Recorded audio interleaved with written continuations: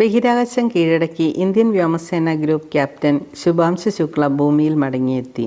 ശുഭാംശു അടക്കമുള്ള 4 ബഹിരാകാശ യാത്രികരെ വഹിച്ചുകൊണ്ടുള്ള axiom 4 ദൗത്യത്തിലെ crew dragon grace പേടകം കാലിഫോർണിയ തീരത്ത് വിജയകരമായി ഇറങ്ങി.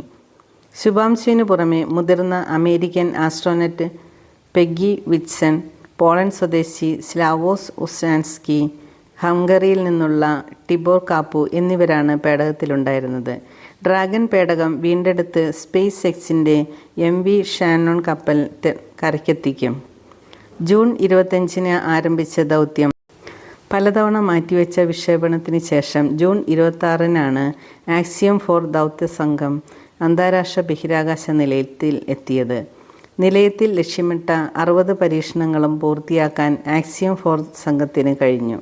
കേരളത്തിൽ നിന്ന് കൊണ്ടുപോയ 6 വിത്തിനങ്ങളുടെ പരീക്ഷണം അടക്കം നിരവധി ഗവേഷണങ്ങൾ ISS-ൽ ശുഭാംശു ശുക്ലയുടെ മേൽനോട്ടത്തിൽ നടന്നു.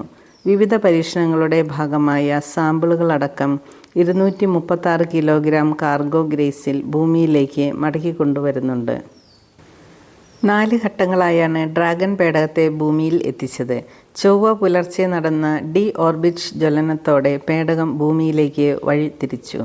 ഭൂമിയിൽ നിന്ന് 350 കിലോമീറ്റർ ഉയരത്തിൽ വെച്ച് ഭൗമ അന്തരീക്ഷത്തിലേക്ക് തിരിച്ചുവിടാനുള്ള ജ്വലനം നടന്നു. ഇതിനിടെ സൗരോർജ്ജ പാനൽ ഉൾപ്പെടുന്ന ഭാഗം വേർപെടുത്തി. ഭൗമാന്തരീക്ഷത്തിലേക്ക് കടന്ന് 10 മിനിറ്റോളം പേടകവുമായുള്ള ആശയവിനിമയം നിലച്ചു. പാരച്യൂട്ടുകൾ ഉപയോഗിച്ച് വേഗം നിയന്ത്രിച്ച് കടലിലിറക്കി. കാലാവസ്ഥയും പരിഗണിക്കുന്നുണ്ടായിരുന്നു. സ്പേസ് എക്സിൻ്റെ റിക്കവറി ടീം പേടകം വീണ്ടെടുത്ത് കപ്പലിലെത്തിച്ചു. നാസയുടെ ജോൺസൺ സ്പേസ് സെൻറ്ററിലെ പോസ്റ്റ് ഫ്ലൈറ്റ് റീഹാബിലിറ്റേഷൻ സെൻറ്ററിൽ സംഘത്തെ ഒരാഴ്ച പാർപ്പിക്കും.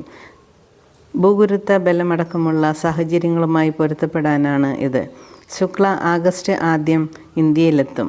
Commander Peggy Whitson, Tibor Kapu, സാവോസ് വിസ്കിസ്കി എന്നിവരാണ് ആക്സിയം 4 ദൗത്യത്തിലെ മറ്റുള്ളവർ. ISROയുടെ 7 ഉൾപ്പെടെയുള്ള 60ഓളം പരീക്ഷണങ്ങൾ നടത്തി.